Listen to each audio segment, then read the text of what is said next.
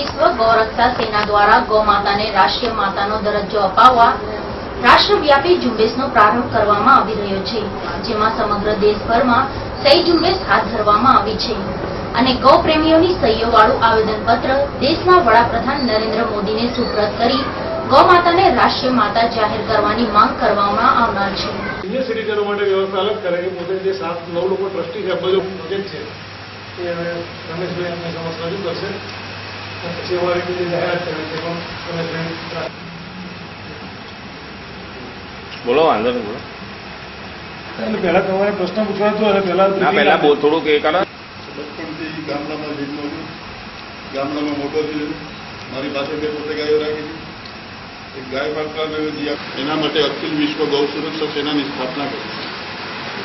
ત્યાંથી અભિયાન એક ધારું ચાલુ આવે છે।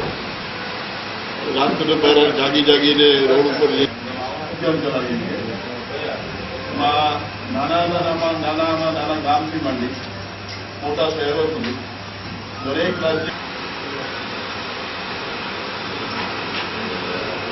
એમની સંસ્થાની અંદર આપણે આજે સંસ્થા ચાલી રહી છે અત્યારે એને સામે ચડીને રમેશનો સંપર્ક કર્યો અને એટલું મોટું અભિયાન ચલાવ્યું। આખા રૂટ પર ગૌ મહારાષ્ટ્ર, રાજસ્થાન અત્યારે ખૂબ સરસ રીતે કામ ચાલી રહ્યા છે। સ્ટેટમાં ચાલે છે અત્યારે 3 પર બહુ પ્રભાવી રીતે છે। આ વિષયને બહુ પ્રભાવી રીતે સ્પર્શવાનો યોજના બની રહી છે।